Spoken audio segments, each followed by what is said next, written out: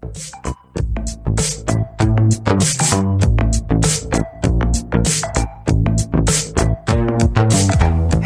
you all, this is Samit Kaplan again with another episode for the Purrfect Pawdcast at the Chico Hospital for Cats. Today I have my dear friend Jan Yaroslav here with me. She is a RVT, which stands for Registered Veterinary Technician. And so, hi Jan. Hi Samit. How are you today? I'm doing great. So why don't you introduce yourself a little bit to our listeners? Well, as Sam told you, I'm a registered veterinary technician. I have been a registered veterinary technician in the state of California since 1978. So I'm kind of a dinosaur as being a tech. I'm also proud to be a VTS, which is a vet technician specialist in dentistry. I've been that since 2008. And then I'm also on the feline organizing committee trying to get technicians interested in feline medicine to pursue a vet tech specialist or VTS degree. So I'm on the organizing committee for that. And hopefully in the near future, we will also have feline specialist technicians. That's wonderful to hear. I believe everything you do is so important and you are always so busy with all this stuff. So I really appreciate your contribution to the technician world. Thank you. So let's start with what inspired you to become a registered veterinary technician. How did all this start? Was there a key moment in your life or what triggered your interest? Well, I've always been an animal person, but interesting enough, my parents were not. So when I was little, when I was a child, I wanted a dog and cat dearly. They would not allow me to have a dog or a cat. Mm-hmm. They said it was too much work, and what if we went on vacation? Who would take care of the pet? They did allow me to have a parakeet and a red-eared slider turtle when I was growing up. I even lived within walking distance of the 4-H barn, so I could have joined 4-H and learned how to take care of animals that way, but that was also something that my parents didn't allow me to do. So I kind of actually found out about a volunteer program. You had to be 15 and a half to join this volunteer program, and it was our local humane society. And at that point, I told my mom I really wanted to volunteer at the humane society, and because I really loved animals, but in the back of my mind, I wanted to prove to my mom and dad that I could take care of an animal and that I was responsible.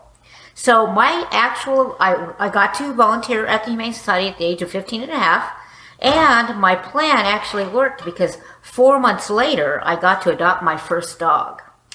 So the plans were in the making. What I didn't know and I didn't plan for is that I had no interest in veterinary medicine that I knew of, but at the Humane Society where I was volunteering, they placed me in the veterinary department. So I actually got to see what a veterinarian does and what assistants do, and that ignited my passion for veterinary medicine. So way back when, my ulterior motive was different, but it actually gave me a taste of what my lifelong career was going to be. An important question here that got my attention is, were you actually allowed to take that dog back to home in 4 months? Absolutely. So 4 months later, I adopted a little 12-week-old puppy. Of course, this puppy was, probably about 12 pounds, and it was little and cute, and I told my mom and dad, it's not going to get very big. However, it was a boxer cross, so she ended up being 60 pounds when she grew up. Okay, that's funny. That's really awesome. That's a nice story. So you became an RVT and started your career. So let's talk about the fun moments and also the challenging moments of your career so far. So with us, one fun moment or a couple of fun memories you have in this field. The fun moments basically are probably the relationships that I've built with my coworkers, learning actually at that level at the Humane Society. When I was a volunteer, I actually ended up about 6 months later being hired as an assistant. So I was working in the veterinary department. I met all of these great people that have been doing veterinary medicine for a long time. They were certainly my inspiration. And one thing they also did is I loved horses. And I'd never been able to be around horses. So those people that I was working with at the Humane Society, I got to actually go with them, visit their horses. Oh, wow. And then 2 years later, ended up getting my own horse. So all of this stuff was my ulterior motive of wanting to have an animal of my own kind of snowballed. So my relationships with my coworkers and working in veterinary medicine, even at those young, early age, it was so much fun. Still fun. Yeah, you don't just get coworkers, but you also gain friends. Gain friends, absolutely, absolutely. And I actually, when I was pursuing my registered veterinary technician license, back then you could grandfather in and take the state board with a certain amount of practical experience. And by the time I graduated from high school, I basically had enough experience to take that state board exam, but I hadn't gone to college. So I decided that instead of going and doing the grandfather clause, that I would go ahead and go to an accredited technician school that happened to be in my area. So I continued to work almost full time and go to school full time for the next 2 years. Again, meeting many, many, many inspiring people and friends. And then I transitioned from the Humane Society and shelter medicine and spay and neuter clinic work into private practice through the school, and ended up with my last internship at a private practice that I ended up staying with for 13 years of my career. It's amazing. When you look back to your career, do you always have long-term relationships with practices and people? I have been blessed to have those work relationships and work environments where I felt very valued and also safe. And they were very good work environments. I learned a lot, and I ended up staying with those practices for quite some time. So one practice for 13 years, another practice for 20 years. Wow. I've been here at Chico Hospital for Cats for almost 10 years. Wow, truly amazing. So with all these practices and experience, what do you think is the most challenging thing that RVTs or you in personal challenge or face doing this job? Actually, certainly multitasking is very challenging, as well as doing self-care and trying to do your job to the best of your ability. We pour ourselves into our job, but we also have to look out for our own kind of well-being and prevent kind of compassion fatigue and burnout. So that work-life balance, really important, important. So it's important to find a way to let that energy go after work, take care of yourself, and come back with fresh energy. Absolutely. Moving on, my next question is, what is the most interesting case you worked on, what is the most surprising case you have seen in your whole career? Well, I want to cats are amazing. Cats are very amazing. There are many, many cats that we see that, although we want to help them and we have things that we recommend, in the back of our mind we're thinking, I'm not sure if this is going to help this kitty or not. I think of a case of a cat that was stuck in a garage door. It was an automatic garage door. It was shutting, and this kitty actually got pinned underneath that door. The owner found out or saw it happen, rushed it to us, and this kitty was in cardiac and respiratory arrest. We did CPR on this cat, and we really didn't think that this cat had a chance. We were able to revive the kitty. She was on supplemental positive pressure ventilation, meaning we were breathing for her for 3 to 4 hours after she came to us. And then all of a sudden, she started to wake up. And we're thinking, there's going to be some brain problems here. She's probably not going to be totally with it. She ended up being able to be taken off of oxygen.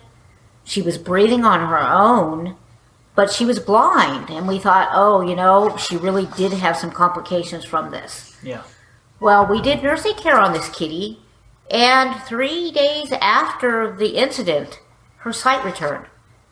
And she ended up actually recovering fully from this really tragic accident that we didn't think that she was going to be able to recover. So cats are amazing. You never give hope. So can we say this cat used one of his or her 9 lives? Yes, at least one, maybe 2. Maybe yes. 2. That's amazing.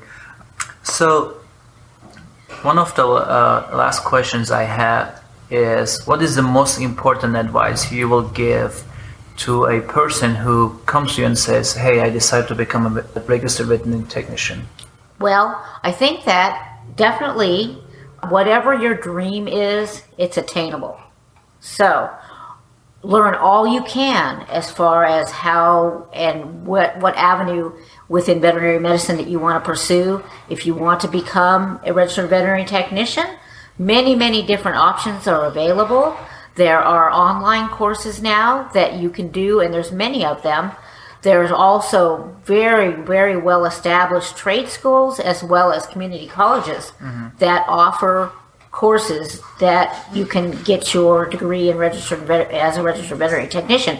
You just have to make sure that those schools that you pick are AVMA accredited, because there are some out there that are not and wouldn't allow you to take the proper state boards and national boards with that degree. So you just want to be making sure that you do your homework and you pick a school that's accredited. What do you think about someone getting experience first as an assistant before they, or volunteering somewhere, somehow involved with animals before they start schooling for a technician? Oh, I think that's a very good idea. And many different, just like I started as a local humane society, there are many rescue organizations, whatever community you're in. So volunteering in that way. Here in Butte County, we have regional occupational program that is also another way to get your feet wet in to find out if you really want to be in veterinary medicine. Yeah, because we wouldn't want anybody to start a veterinary technician school and when they start getting involved with animals, decide this is not the right thing for them. So. And one thing we didn't talk about is that being a registered veterinary technician, there are many things that you can do with your career. Yeah, let's talk about that. You can certainly work in a veterinary hospital, which many of us do. You can work in a general practice. You can work in emergency critical care practice, a specialty practice, or like we are feline only here, so we are kind of in that specialty end. Or you can become an educator. You can teach. Either online teaching or at a brick and mortar college. You can become an educator. You can also work in industry. So many companies that promote their veterinary products, they need veterinary professionals there that can explain these products to the clinics and also help them in their support of being able to train people on whether it be equipment or whether it be a product. So, and then also research. In the research end, veterinary technicians are utilized quite a bit. So there is so many different things. Options. Many options to becoming a registered veterinary technician. And then once you're there and you decide you want to specialize, there are quite a few different avenues that you can get a VTS in. Yes, and we would like to talk about your VTS specialty, becoming a VTS special person journey in another episode. Hopefully you will tell us how that works and what you had to do to become. I would love to do that. Awesome. Well, thank you so much for joining us today. I appreciate all the information you gave us, and again, thank you so much. Oh, you're welcome. It was great to be here.